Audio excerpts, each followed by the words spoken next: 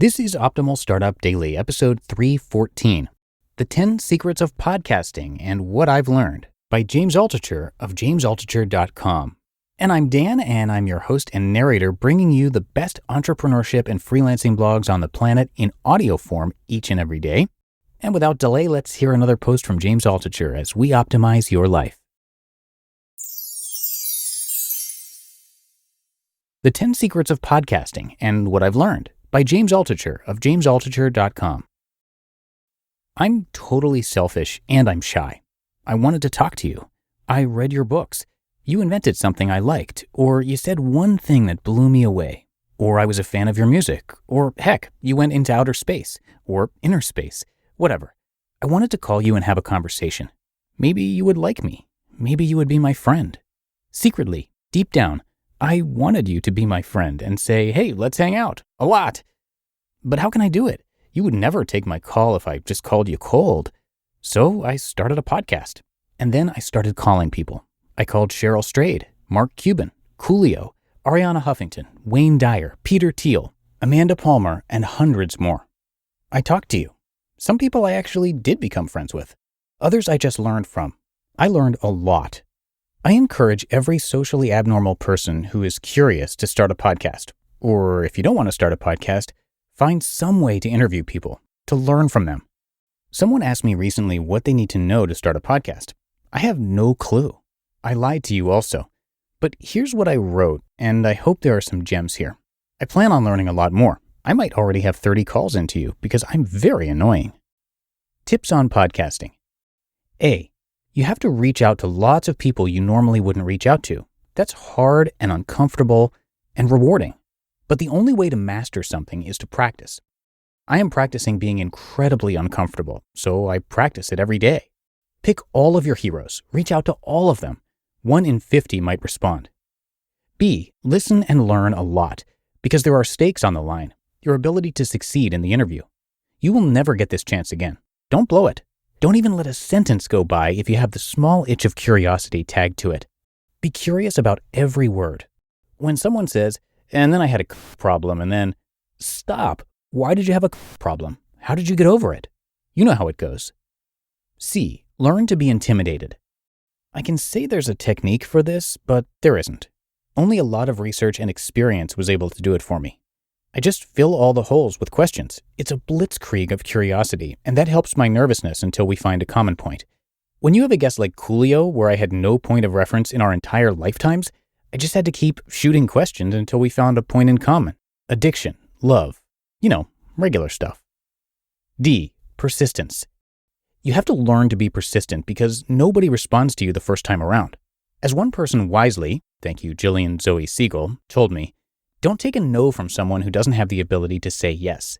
This worked for me at least 50 times, but the one that stands out in my mind right now is Judy Blume, the best author of my childhood.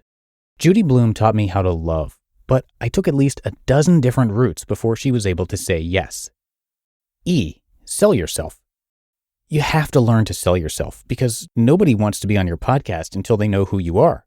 Come up with at least 5 reasons why someone should waste their valuable time talking to you. F. Humor. You have to be funny, because an entertaining podcast is better than an educational one. Think documentaries, for instance. I watch stand-up comedy before every podcast I do. I need to be on. Heck, I have guests coming over tonight. I need to listen to comedy as soon as I post this. G. Find the broader meaning of their lives. You have to find universal messages and get the guests that speak for those messages. This is how you build audience. If you have a guest who discovered how to cure cancer, explore what happened in their life to make them want to devote their entire lifetime to curing cancer. The art of suffering is universal. Tease out that art. Get those guests. Stories are the map of that suffering. H. Multiple media. You have to take the content you learned in an interview and slice it into multiple media, podcasts, writing, photos, etc., because people will read you, listen to you, watch you in many formats, and you want to reach as many people as possible. I never know how people will interact with my content. It takes all forms. So if you have a message, then get it out there. Message over medium. And by the way, rule number 1, have a message. I. Consistent. You have to keep going and be regular. People don't want a podcast whenever we feel like it. They want to know that you are there for them every, pick a day, say Wednesday afternoon, and that you won't let them down. Also, you get better each time. And in person is better than not. Then you get to be friends with your guest. When you're in person, you get to see their facial reactions. You get to know when to interrupt. You get to know each other. J. Persistence Part 2. You have to keep doing, even when it seems like there are no results.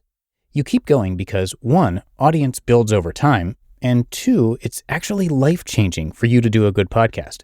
Note, I haven't mentioned money yet, but if you do a podcast, there are many ways to make money. But you have to do these 10 things first. Please do them. It's worth it.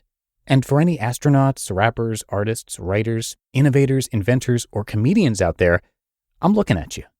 Meanwhile, I hope I can get over my shyness over time. I hope I can talk to you and not be so intimidated all of the time. You just listened to the post titled The 10 Secrets of Podcasting and What I've Learned by James Altucher of jamesaltucher.com. Let's pretend for a moment that you're about to launch a campaign. It tested well and your entire team is happy. Everything is going just according to plan, except for that one thought in the back of your head. How do I ensure the people I want to target will be in the mindset to receive my message? The answer? LinkedIn. Because when you market on LinkedIn, your message reaches people who are ready to do business.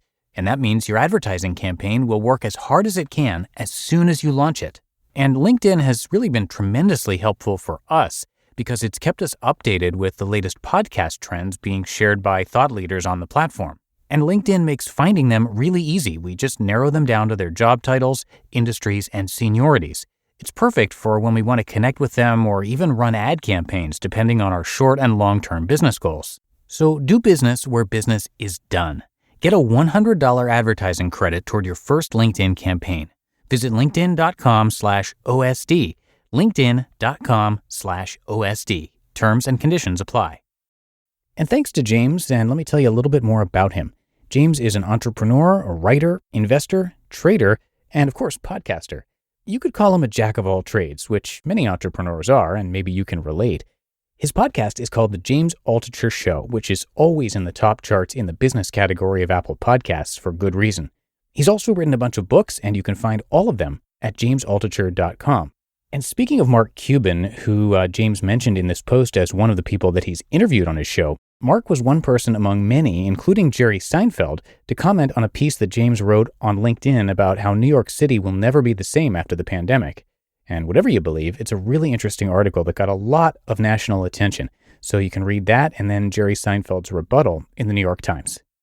But that's going to do it for today. I hope you have a great weekend if you're listening in real time, and I will catch you back here tomorrow for the Wednesday show, where we're going to hear from a guest writer on Mark and Angel's site and where your optimal life awaits.